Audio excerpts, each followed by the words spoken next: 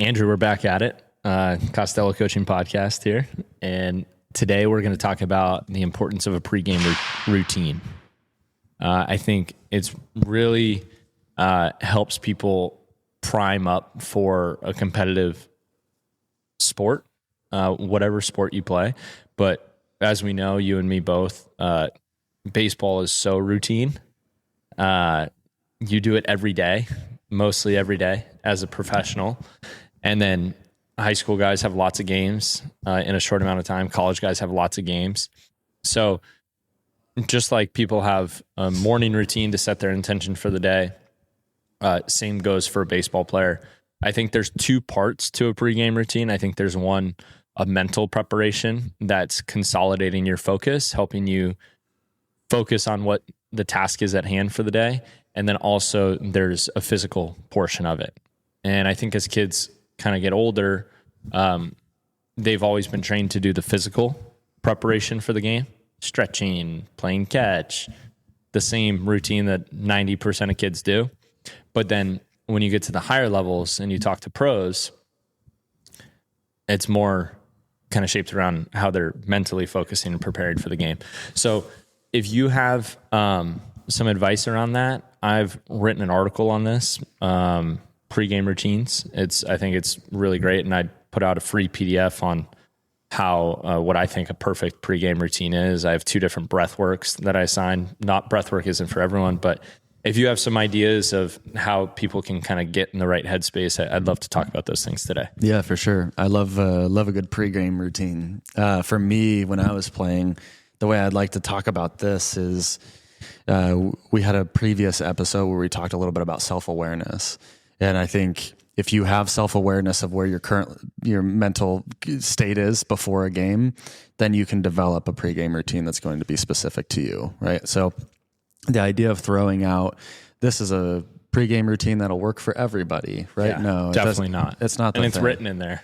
Yeah, I know. I wasn't even saying that yours No, was. I know, but it's just like, here's a good framework to work from. You know what I mean? But you're going to have to develop what works for you. 100%. I think that's where I bring self-awareness into it. Is really, for me, I was someone that struggled with anxiety before games. I didn't ever need to be like pumped back up. Like I didn't love people, get Andrew rowdy. Like, let's go. I wanted to be as calm as I possibly could. And so once I realized that, I would develop routines that would help me with that. So for example, big into breath work. I'd do like a nice breath thing that would kind of slow me down, just box breathing, 4 seconds inhale, 4 seconds hold, 4 seconds exhale, 4 seconds hold. And I would just do that until my mind stopped racing. So most people think about, and you hear this with coaches all the time, if you're thinking about something bad, just don't think about it. Stop doing that. It's like, okay, got it. It doesn't work, right? Your brain is naturally looking for things that are going to be unsafe, right? So to counteract a negative thought process, you have to give it something else to focus on.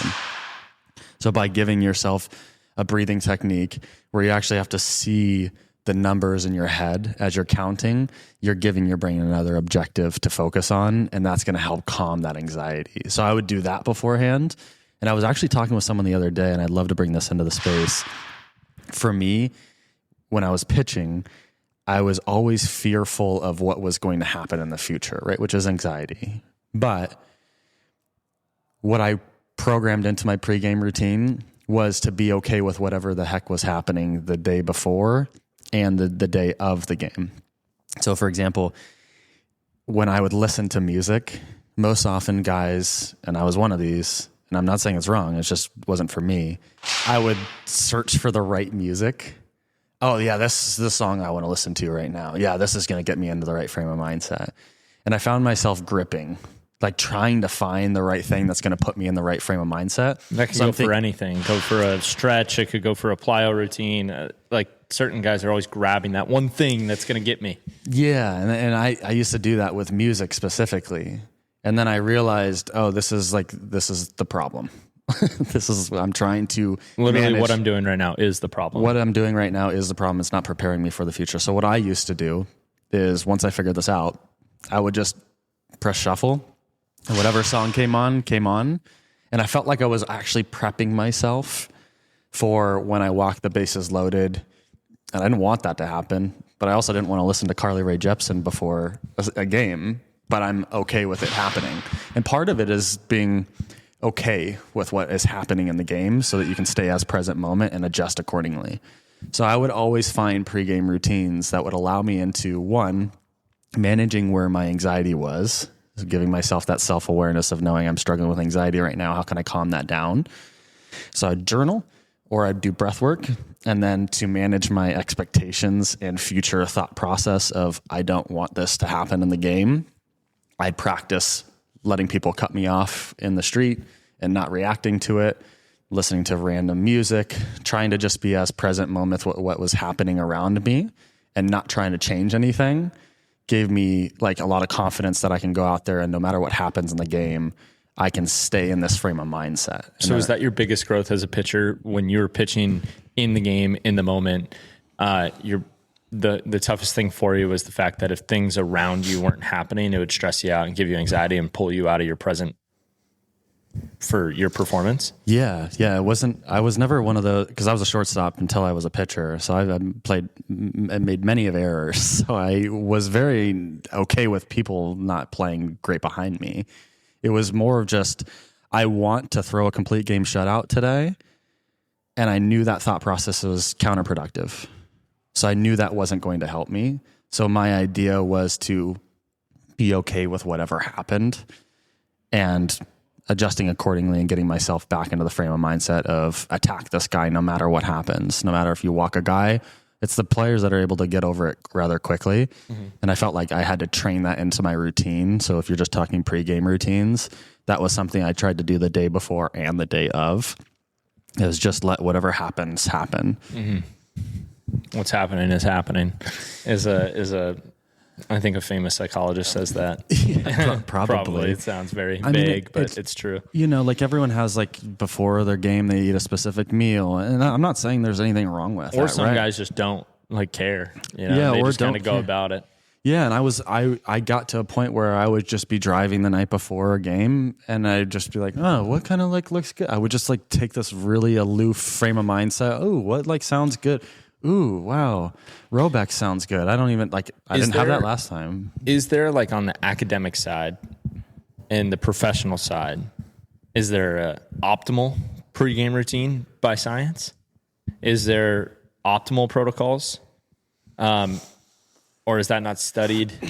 I mean, I wouldn't say there's any optimal, right? It's just understanding your optimal performance mindset and then equipping yourself with tools to get yourself back into that. Let me walk you through what I kind of set as the framework in this document for guys to download and get your take on it. So the first thing I lay out in the beginning is that this is a structure. This is a structure that's set up to help you. It doesn't have to be done exactly, but here's what I think is best off of the most athletes that I've seen, my own experience, conversations that I've had, and what I know to be true. So before you go to the field, I talk about, you know, doing some breath work, centering yourself, grabbing some intention for what you want to see and what you want to create and what you want to visualize for the day.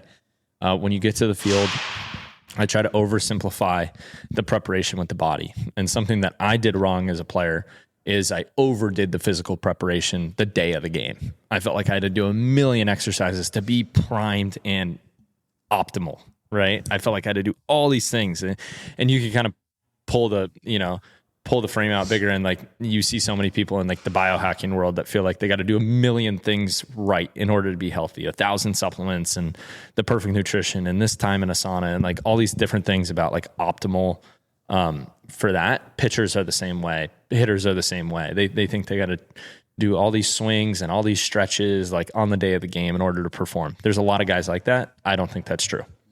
I think that the mindset of the fact that the hay is in the barn, the work has been done, your preparation has taken place in the off season, you've done your practice throughout the week, you are more than enough and you are ready to play is the most important thing. And there's some players that do very little because they have all the confidence in the world. And I feel like those are the healthiest people that are more focused on, oh yeah, I slept good last night. I got some exercise. I went for a walk and, I have good community and good friends and I share and I eat pretty healthy. Like those are like I feel like the healthiest people, not the people, biohacking till they're blue in the face. Right. So like the same goes for baseball players. Right. Yeah. I feel like the most consistent performers are the guys who have consistent simplified routines. So back on topic.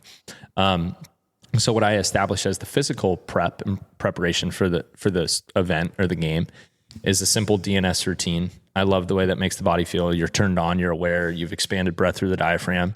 It kind of incorporates a little bit of mobility. It incorporates a little bit of stretching, but it's a 15-minute flow and your body's primed up, ready to go. If your hips are a little tight, I add in a couple hip ideas. If your shoulders are a little tight, I add in a little bit of shoulders. But right there, you should be stable. Your core should be turned on. You should be feeling good. From that, I recommend people sprint. I love what that does to the central nervous system. Gets everything firing, gets you activated, gets you sweating, hopefully a little bit. And I lay out like what would be an ideal sprint routine, from some form drills to acceleration and to get the body going. From there, I probably piss off a lot of pitchers with what I wrote because I made like all the plyo things like completely optional. Like, it's your option to do this and it's your option to do that. And this is what I would do, but maybe this. Most guys want what is the 5-step routine that I'm going to get that's going to make me great? And it's like, that isn't a thing. Like, it's up to you, But here's what I advise to do with certain weights. Here's what I advise to do with this. Hitters, I do the same thing with overloaded and underloaded bats just to kind of get the body going. And then what I think is actually so important that I never did as a player, but what I value as a coach now is after the game, a post-game routine. Mm-hmm. And there's 3 questions that I put in there. And those questions you can, work with and reflect on. They're super open-ended. They're super vague. But they just help you kind of grab a framework behind that. And the first one that I ask is, what'd you do to help your team win today? Because so many guys could be like, well, I did all this pregame routine, but I never even went into pitch. But you can still ask yourself how you help your team win. And that could be that's like a positive thing that you can pull from the experience, which then compounds into the next day. So, I mean, that's like the structure that I lay out for people. But it's up to them to create their own sauce, right? Like I give 2 options, a breath work, 17-minute or a 5-minute. Are you a short attention span guy and you just want to hit it quick? 5-minute. Are you like Andrew, who you want to calm down and relax and it takes a little more time? Here's the 17-minute one, And I think that is, I think it's important to then grab some awareness for what works for you. And then I would challenge athletes to write their own PDF of their pregame routine, but at least they have one. I think guys will get inconsistent performance when they have inconsistent routines. 100%. But once you have consistent routines, consistent protocols, you'll probably get more consistent results. Yeah, you're talking about structure. You're giving them structure, you're giving them tools, and they can pick and choose what tools they want to use for the system that they're trying to build for themselves, right? So I also want to say the people who are biohacking, I'll look in the camera when I say this, there's nothing wrong with it, I don't think. It's just the fear of analysis paralysis, right? Overanalyzing every little biomarker that you need to hit so that you feel your best. And that's what you want to get away from. But then you also have the other side where you have people who are underprepared. And then you need to ask them the question, what would make you more prepared? What would make you get into the frame of mindset that you want to get into before game? And you had a good point. The best way you would do it from a mental, emotional standpoint is ask those post-game reflection questions. Maybe not the ones that you're specifically saying, but there's other ones of, did your pregame routine set you up for success or not? What was in your pregame routine today? Right? And after you do many of these, 10, 20 of these things, you can kind of filter in like, this is working for me, this doesn't work for me. And this is where people get all mixed up is they don't give it enough time. They don't have a learning mentality. I'm here just to like figure out what works for me. And am I going to be willing to go through the trenches to figure out what that looks like? Because you could talk about these routines and pregame routines and rituals, but if they don't get the results they want immediately, they throw it out, right? That didn't work at all. It was like, well, was it the breath work or was it you walked the bases loaded at the beginning and you didn't address any red, yellow, green lights that we've talked about over the summer? And now it has nothing to do with the pregame ritual. It just has to do with you. The reality of the performance. Yeah, not being able to slow yourself down in the game. So, yeah. Yeah, and I think that's important to recognize is the fact that, say you did this pregame routine that I wrote up and you had the best game of your life. Well, if it's just 1-1, there's no parallel to that. Like, there's no way to compare and say that was what caused this. And if you had your worst game of your life, there's no way to say that that's what caused it either. But the consistency over a year and say, oh, the one adjustment I made to my career this year was I was extremely consistent in what I did before the game. I think most young kids struggle with this. I think most mature professional athletes have figured this part of the game out. You know, I know that I've talked to really high level people with the Dodgers, and they experiment and program and design for each player their own pregame routine based off of their analysis. And so, like, for you, you'd probably get programmed to, like, all right, we need to calm Rohrbach down.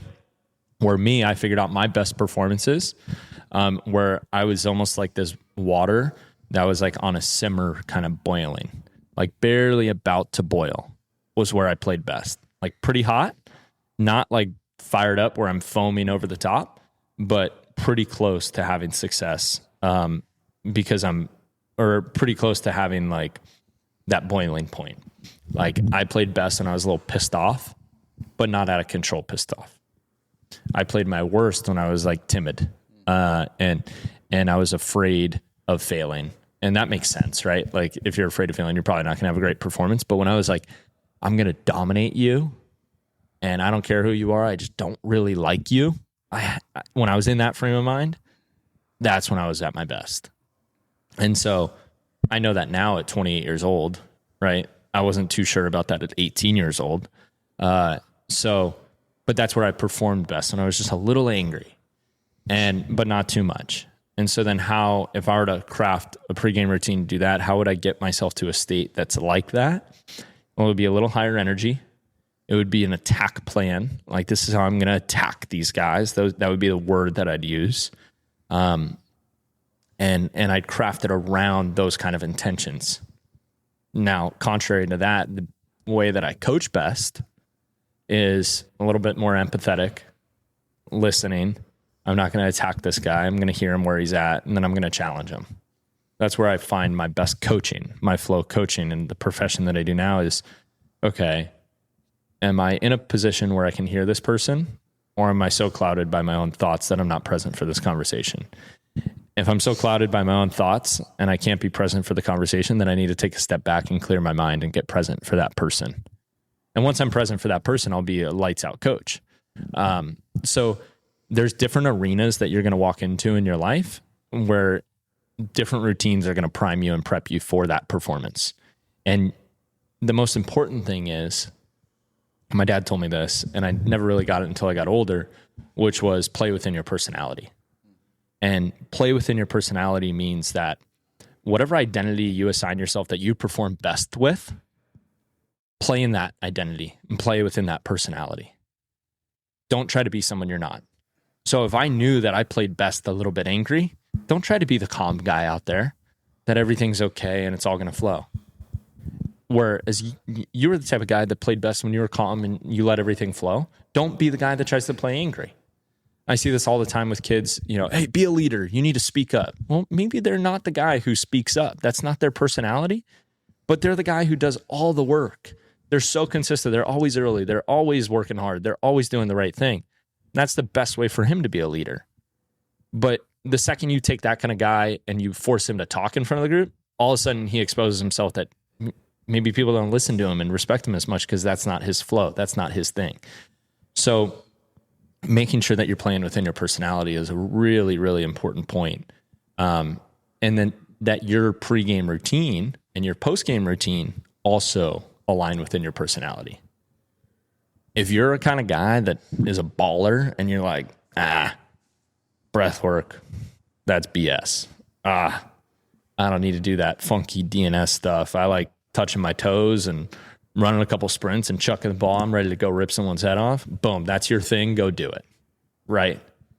If you're a guy who needs to plyo for 30 minutes before you pitch, do it. Don't let a coach tell you that you're doing too much. If you really need to work through these things in order to feel prepared to play, do that. right?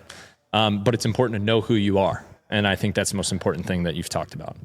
Yeah. I think getting yourself into a mentality that is adaptability. How adaptable can I be in this situation? And you brought up an interesting point, and I talk about it a lot, is this idea of selfishness. Now, most people think selfishness is like a bad thing, but the way I orient it around the work that I'm doing is most often we need to be a little bit more selfish. Selfish to figure out who we are, how we like to perform, and what frame of mindset we want to be in when we perform, and protect that mindset at all costs. And that's where the exploration comes from. All the exercises I do with people is, asking them a lot of questions to say, did this work? Does this not work? Did it put you in the frame of mindset you wanted to be in? No. Okay. What could you have done in that situation next time? Right. Helping them equip themselves with some tools. But I like the idea of playing within your personality. It's easier said than done, right? Most often depends what age you're working with, but some people don't know what that is yet. And so grabbing your identity is important there. Like, it goes back to like, what questions are you asking yourself? Like, who am I? Right.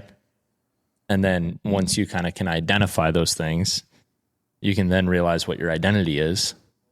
And then you play within that. Yeah. You equip yourself with tools so that you can give yourself the best option to play within that identity. The idea of it's not perfectionism, but once you figure this out, you figure out how you like to play. It's like, great, but some games you're not going to play like that. Can you still be effective? That's why I brought up the adaptability. It's like, can you equip yourself with tools that are going to put you in the mentality of adaptability? And when things happen in the game, because chaos is the only thing you can actually expect, how much do you commit to the routines and tools that you have so you stay within, whether it's your personality, your identity, your mindset, whatever it is, I'm combining them together. Is how do you stick within those and fight for them and protect it? How would you support someone who says they have routines, but my coach makes me do this? Yeah, that's a tough one because you want to be adaptable. You want to like stick with your coach. I guess the thing I would talk about is like, have you had a conversation with your coach of, hey, this really works well for me? Like, how does this fit within your program? And if people have had that conversation and the coach is resistant towards it, okay, no problem.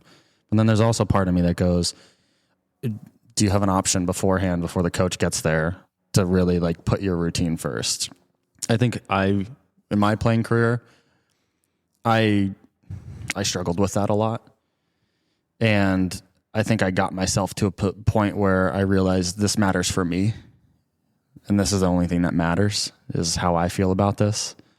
So I'm not saying just don't do what your coach says, but I do think like an alignment conversation with your coach is probably necessary to kind of let your coach know where you stand. And so, you can kind of fit within that system. Yeah. I think the steps there, as you say that, is number one, you got to get really clear on what works for you and who you are. And any coach, no matter if they're the hardo or they're hard to talk to or they don't do meetings or they do meetings, whatever they are, every person that's trying to help you and you want to say you want to do something different, if you just present them the plan of what you're doing and why you're doing it, most guys are going to be adaptable to that and understand, okay, this is what you want to do. Well, here's why I want you doing this is always the fear of the counter of the player or pissing off the coach or like, man, I'm kind of like 50-50 if I'm playing. I don't want to go talk to the coach, and tell him that this is what I need to do. But most coaches are accepting of a conversation. And if you're prepared for that conversation on what you want to do and why you want to do it, most can receive that and work with you on it. And I think the best advice you gave was, number one, try to figure out how much of this you can do without breaking the routine that they've already established for you or whatever the team's customary traditions are. And then, but if it's really distorting and it's disrupting what you're trying to do, and you've found something that has worked for you and you have a reason behind the work that you're doing, then, find some quiet time to go meet with the coach and talk about what needs to be done. Yeah, I agree wholeheartedly. I think when I was playing, I struggled with the coach's structure because I knew what worked for me. And so that's the only reason I bring that up is at some point my dad told me, hey, go talk with your coach, let him know, like, hey, you're coming off surgery, or you're not coming off surgery, and this is something that like you really have been doing your whole life. I think coaches are starting to become more adaptable in that area. So when I had that conversation, it helped me understand what the coach didn't like about it, and where there was like silver linings between both wants and needs from myself as well as the coach. And then we kind of came to, like, I call them alignment conversations, getting aligned on what the next action steps are. But the conversation is always going to help. Most people are fearful of having conversations with their coach. And I don't want to diminish that, but I also would like to just go, it's a lot more human than you think it is. Yeah. I think when you're playing, you see these guys as unapproachable sometimes. Really hard to have a conversation with them, when in reality, like, as much as it might not seem like it, they are there for you. You know, at times, like as a player, you really feel like, man, is this guy here for me? But I promise you, like, most of them are. Like, most of them are there. They wouldn't enter the profession if they didn't want to try to help you. And if you really feel so disconnected from that, like, you probably need the conversation with them more than anyone, and an honest conversation. And don't worry about that, like becoming vulnerable with them. If that limits your playing time and that limits your opportunity, then that's probably not the right coach for you. But being honest and being clear about where you're at and what needs to work. I know it's much deeper than pregame routines as we've kind of gotten here, but I think it's an area that players really struggle with, is having those conversations with their coaches. So I think it's important for them. Maybe if this is the door that opens the conversation, doing your pregame routine and then getting aligned with your coach. And then that's what a coach loves too, is like alignment with their players. So I would really encourage the athletes to kind of go and talk to their coaches about these things. Yeah. And I think a coach really loves someone who's trying to get better, right? Who's willing to go the extra mile for a lot of different things. So when you present this to your coach, you're showing him I care, and I'm actually trying to get better, and I'm trying to learn myself a little bit more. And I want to bring this to you so you can help me equip it here, right? You're engaging them within the process that's developing you. And hopefully if they're a coach, they're coaching for their reasons of helping develop players and all that fun stuff. And in turn, if you perform better, you help the team win. And, you know, and that's the whole goal of it, is helping a group of people go accomplish the same goal. And what does it take for each individual to show up with their best self to go after that goal that we all share? You know, so I think that's really solid for this.